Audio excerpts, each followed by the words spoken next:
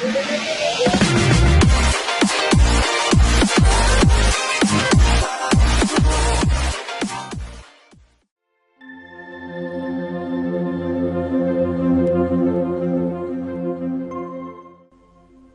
Attash قسط number 9۔ چند ثانیے بعد فیل سوار ان لوگوں کے نزدیک پہنچ آیا۔ باوردی فیل بان نے ہاتھی کو بٹھانے کے لیے نکیلے اوزار کا ٹھوکا دیا اور ہاتھی دھیرے دھیرے زمین پر بیٹھنے لگا۔ آنے والی کی شان اتنی نرالی تھی کہ سعد الملک کی نظر میں اس کی وقت بے پناہ بڑھ گئی۔ آخر یہ خاتون کون تھی جو بادشاہوں کسی شان و شوکت کے ساتھ وزیر سلطنت کے سامنے پدھاری؟ فیل سوار کے عقب میں اس کا محافظ دستہ تھا جس کے تمام سپاہی گھوڑوں پر سوار تھے۔ خاتون ہاتھی کے ہودج سے باہر آئی۔ اب حاکم شہر مطمئن تھا۔ اس نے پیشانی کا پسینہ پونچھ دیا۔ سعد الملک کی توجہ اس کی جانب سے ہٹ چکی تھی۔ باپردہ خاتون منقش سیلی پر پاؤں رکھ کر نیچے اتری اور پروقار قدموں کے ساتھ چلتی ہوئی سعد الملک کی جانب بڑھی۔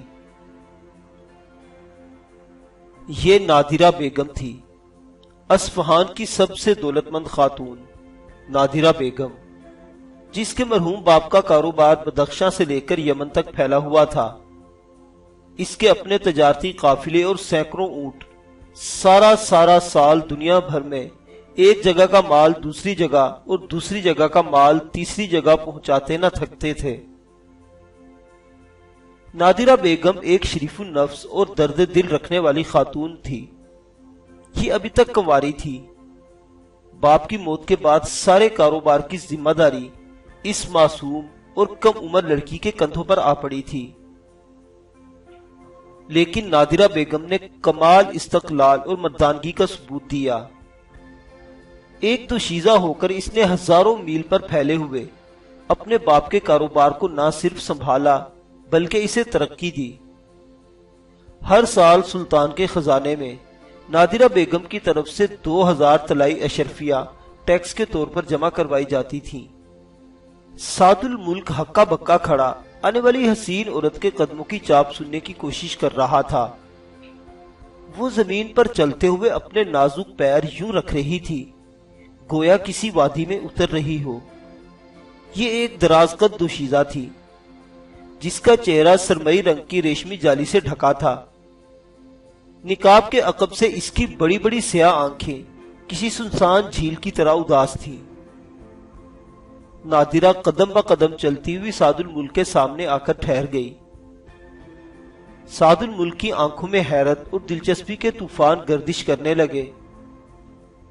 وہ کسی بے صبر حسن پرست کی طرح تیزی سے 2 قدم آگے بڑھا اور نادرہ بیگم کے سامنے پہنچ کر اس کی طرف سے تسلیمات عرض کیے جانے کا انتظار کرنے لگا۔ لیکن نادرہ نے اس کی توقع پوری نہ کی اور اپنی غزالی آنکھوں کو محض پٹ پٹا کر رہ گئی۔ اس کی لمبی لمبی پلکیں ہما کے پروں کی طرح پھڑ پھڑائیں اور اگلے لمحے جالی دار نقاب کے عقب سے اس کے ہونٹ تھر تھراتے ہوئے دکھائی دیے۔ محترم وزیر سلطنت، آپ کوئی خاطر خواہ انتظام کیے بغیر ہی چل دیے، حالانکہ آپ جانتے ہیں کہ گزشتہ 2 ماہ اور 13 دن میں 280 افراد اس شہر کی کالی راتوں میں ہمیشہ کے لیے تاریکی کا حصہ بن گئے۔ نادرہ کی آواز کسی کلانٹ سے مشابہ تھی، جیسے کسی محل سرا کی محراب میں کوئی مطرب 6 سوراخوں والے سر بکھیر رہا ہو۔ اس کے گلے سے نکلنے والی مترنم آواز اتنی رسیلی تھی گویا قدرت نے اس کے الفاظ میں شہد گھول دیا تھا۔ سعد الملک کا سر گھوم گیا۔ اس سے یہ بھول گیا کہ دولت مند لڑکی نے اس کے ساتھ کیا بات کی، اور اسے یہ بھی بھول گیا کہ وہ ایک عظیم سلطنت کا باوقار وزیر ہے۔ وہ دیدے پھاڑے اس محجبی کی شام ہوتی آنکھوں میں دیکھ رہا تھا۔ نادرہ نے اپنی بات دہرانا مناسب نہ سمجھا، بلکہ کہا، وزیر سلطنت رئیسہ محل نادرہ بیگم آپ سے مخاطب ہے۔ مان سعد الملک کو حاکم شہر اور اپنے ماتحتوں کے سامنے اپنی سبکی کا احساس ہوا اور اس کی گردن آنے واحد میں اکڑ گئی۔ میں رئیسہ محل کی بات سن چکا ہوں، مجھے جو انتظامات ضروری لگے میں نے کیے۔ ہم نے 3 دن یہاں قیام کیا لیکن کوئی انوکھا واقعہ پیش نہیں آیا۔ لیجئے، میں نے آپ کی بات کا جواب دے دیا۔ اب آپ فرمائیے کہ آپ کی تعریف کیا ہے اور آپ کس حیثیت سے وزیر سلطنت سے باز پرس فرما رہی ہیں؟ سعد الملک کے لہجے میں رعونت تھی جسے نادرہ بیگم نے صاف محسوس کیا۔ چنانچہ نادرہ بیگم بھی اسی لہجے میں بولی، میرا نام نادرہ بیگم ہے، رئیسہ محل کا خطاب مجھے سلطان معظم نے عطا کیا ہے۔ میں فارس کی سب سے بڑی تاجرہ ہوں، میرے خزانے سے ہر سال 2000 طلائی اشرفیہ دارالسلطنت کے خزانے میں بھیجی جاتی ہیں۔ ملک کے طول و عرض میں میرے پیسے سے چلنے والی 7000 سے زیادہ سرائے ہیں۔ میرے اونٹوں اور ملازموں کی تعداد شمار کرنا ممکن نہیں۔ سلطنت سلجوقی کی امیر ترین خاتون ہونے کی حیثیت سے دربار رے نے مجھے رئیسہ محل کا خطاب دیا ہے۔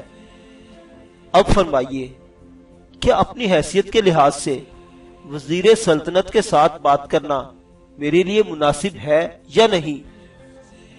سعد الملک جہاں تھا وہیں رک گیا۔ نادرہ بیگم کی حیثیت سن کر اس کی سٹی گم ہو گئی۔ حاکم شہر دل ہی دل میں بغلے بجانے لگا کیونکہ اس کے سامنے درشت مزاج سعد الملک کی کافی سبکی ہو گئی تھی۔ سعد الملک نے سمجھ لیا کہ اگر وہ مزید رئیسہ محل کے سامنے ٹھہرا تو اپنے ماتحتوں کے سامنے اس کا وقار کم پڑ جائے گا۔ چنانچہ سعد الملک نے اپنے دستے کو کوچ کرنے کا حکم دینے میں ہی عافیت سمجھی۔ لیکن نادرہ بیگم خاموش رہنے والی نہ تھی۔ آخر اس کا جان سے پیارا بھائی انہی حالات کا شکار ہو کر لاپتہ ہو گیا تھا۔ باپ کی موت کے بعد وہ 2 بہن بھائی ہی تو رہ گئے تھے۔ نادرہ عمر میں اپنے بھائی سے بڑی تھی۔ وہ اپنے چھوٹے بھائی کا خیال شفیق والدین کی طرح رکھتی تھی، لیکن اصفہان کے تازہ المیے میں اس کا عزیز ترین چھوٹا بھائی گم ہو گیا تھا۔ اس کے لیے اس کا بھائی نعیم بن سفیان ہی سب کچھ تھا۔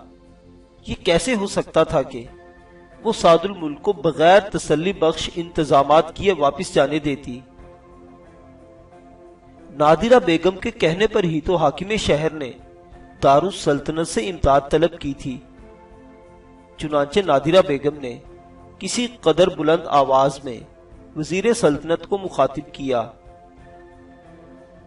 محترم سعد الملک، آپ کی خدمت میں میرا مشورہ ہے کہ آپ مزید کچھ دن یہاں قیام کر کے حالات کو اپنی نگرانی میں سنوارنے کی کوشش کریں۔ اس کے لیے حکومت جس قدر اخراجات ہوں گے میں آپ کو دینے کے لیے تیار ہوں۔ اب معاملہ سعد الملک کی برداشت سے باہر ہو گیا تھا۔ اسے رئیسہ محل کا لہجہ توہین آمیز محسوس ہوا۔ چنانچہ وہ غصے سے بولا، خاتون، آپ سرکاری کام میں مداخلت کرنے کا جرم کر رہی ہیں۔ میں اس جرم میں آپ کو گرفتار کرنے کا حکم بھی دے سکتا ہوں، لیکن آپ کی حیثیت و مرتبہ کا خیال رکھتے ہوئے میں آپ سے درخواست کرتا ہوں کہ آپ اپنے گھر میں جا کر آرام سے بیٹھیے۔ حکومت کو کس وقت کیا کرنا ہے یہ میں آپ سے بہتر سمجھتا ہوں۔ اتنی بڑی سلطنت کا وزیر اصفہان کے اس چھوٹے سے مسئلہ کے لیے یہاں کئی دن تک پڑا رہا تو امور سلطنت کون سنبھالے گا؟ میں نے کوتوال شہر کو سختی سے ہدایت جاری کر دی ہیں کہ آئندہ ہر رات پولیس کے دستے شہر میں گشت کریں اور شہریوں کے امن و امان کا خیال رکھیں۔ اس کے ساتھ ہی میں آپ سے اجازت چاہتا ہوں۔ امید ہے اب آپ مطمئن ہو چکی ہوں گی۔ سعد الملک کے لہجے میں زہر تھا۔ وہ تیزی سے اپنے گھوڑے کی طرف بڑھا और अगले लम्हे वो अपने घोड़े की पुष्ट पर था। कुछ ही देर बाद दारुस सल्तनत का इमदादी दस्ता वापसी के लिए रवाना हो चुका था। जाते हुए सादुल मुल्क को अकब से हाकिम शहर, कोतवाले शहर और दीगर अफसरान शहर के अलावा रईसा महल नादिरा बेगम भी गुस्से भरी नजरों से देख रही थी। सादुल मुल्क आया और चला गया, लेकिन इसने असफहानियों की परेशानी का कोई मदावा न किया। बेशक गुज़श्ता 3 रातों से कोई वाकया पेश न आया था, लेकिन अभी कुछ नहीं कहा जा सकता था। सादुल मुल्क का दस्ता निगाहों से ओझल हुआ और शाहराह पर महज धूल का बादल बाकी रह गया। सब लोगों की निगाहें अभी तक दूर जाती हुई शाहराह पर जमी हुई थी। धूल छटी तो हाकिम शहर और रईसा महल ये देखकर हैरान रह गए कि अबू सलीम बगदादी गर्दो गुबार के बादल से यूं निकल आए जैसे पिछली रातों का चांद उफक पर जमी घटाओं की ओट से निकल आता है। अबू सलीम थी ही ऐसे फकीर मनश, सादा लिबास, सादा मिजाज, खुश खल्क, मिलनसार और मुस्कुराते हुए वो जामिया निजामिया बगदाद से फारिगुत तहसील थे। इनके उस्ताद अरबो अजम के सबसे बड़े आलिम और फलसफी अबू हामिद इमाम गजाली थे। अबू सलीम की तबीयत में भी इमाम गजाली पर गए थे। वो अपने उस्ताद की तरह दरवेश मनश और करिया करिया घूमने वाले इंसान थे। गुज़श्ता 3 साल से वो असफहान में मुकीम थे, जहां उन्होंने जामिया गजाली के नाम पर एक सादा लेकिन मुकम्मल मदरसा खोल रखा था। इनके शागिर्द दिन भर इंजीर और शाह बलूत की छांव में कच्ची जमीन पर बैठे दरसे हदीस पढ़ा करते थे। असफहान के हर शहरी के दिल में अबू सलीम की जो इज्जत थी, इसकी हदबंदी करना किसी के बस में नहीं था। वो इस कदर सादा और दरवेश मिजाज इंसान थे कि दरसो तदरीस के मशगला से फारिग होते तो असफहान के गली कूचों में घूमते रहते। जहां कोई भूखा नजर आता इसे खाना खिलाते, कोई मैला कुचैला दीवाना नजर आता तो इसे नहलाते धुलाते, साफ सुथरा लिबास पहनाते और इसके तयामो क़याम का बंदोबस्त करते।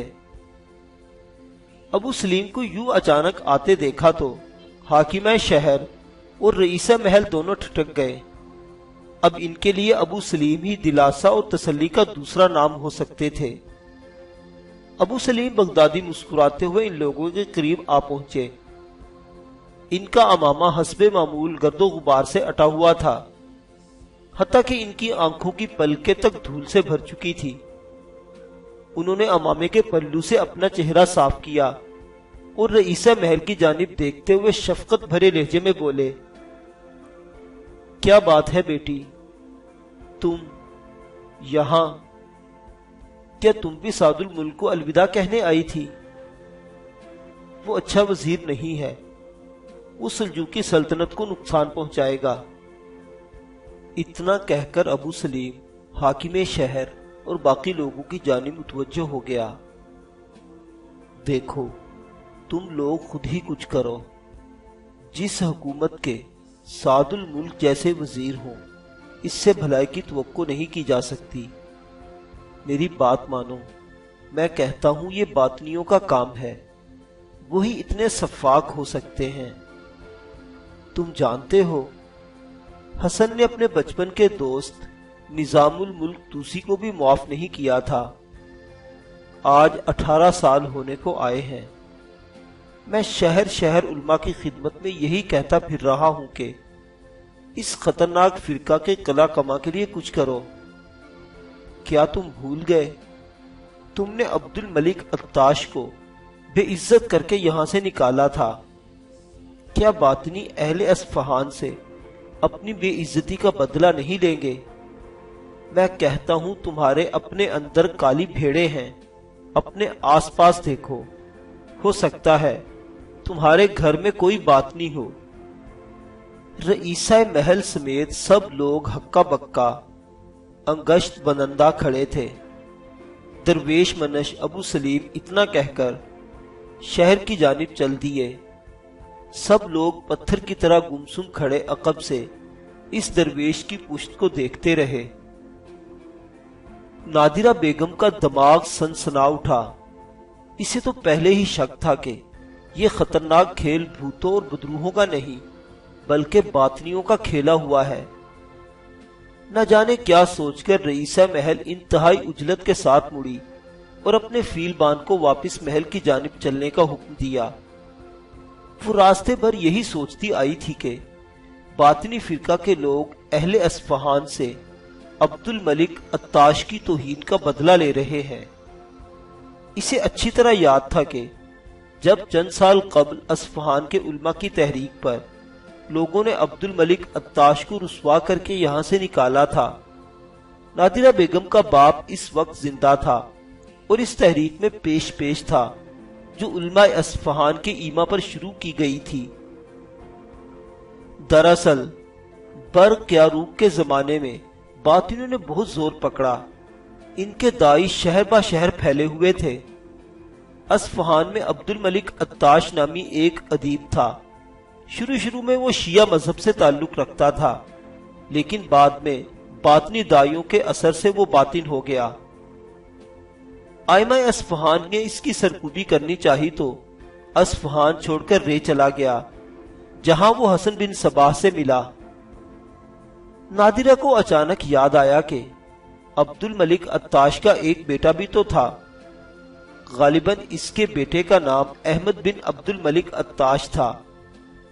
عبد الملک عطاش کی موجودگی میں اس کا بیٹا شہر میں کپڑا بیچنے کا کاروبار کیا کرتا تھا۔ جب اس کے باپ کو لوگوں نے شہر سے نکالا تو بیٹے نے علل اعلان یہ اظہار کیا کہ وہ اپنے باپ کے مذہب کا منکر ہے۔ نادرہ بیگم کا ذہن اسی کپڑا فروش احمد بن عبد الملک عطاش پر اٹک گیا۔ وہ سوچنے لگی، نہ جانے آج کل وہ شخص کہاں ہے۔ نادرہ کا باپ عماد الدولہ سفیان بھی عطاش کے صف اول کے دشمنوں میں سے تھا۔ عماد الدولہ علم دوست تھا۔ وہ اپنی حیات میں ہر سال خلیفہ کی خدمت میں عطیات بھجواتا۔ مکہ مکرمہ اور مدینہ منورہ کی جانب بھی نادرہ کے باپ کے قافلے جایا کرتے تھے۔ نادرہ جانتی تھی کہ اگر باطنی عطاش کی توہین کا بدلہ لیں گے تو اس کے گھرانے کو ضرور اپنا ہدف بنائیں گے۔ جوں وہ سوچتی چلی جا رہی تھی، اس کے ذہن میں یہ یقین پختہ تر ہوتا چلا جا رہا تھا کہ اس کا چھوٹا بھائی نعیم باطنیوں کے ہتھے چڑھ گیا ہے۔ نادرہ دل ہی دل میں بری طرح پیچ و تاب کھانے لگی۔ اس نے دل میں فیصلہ کیا کہ وہ آج ہی ابو سلیم بغدادی سے دوبارہ ملے گی۔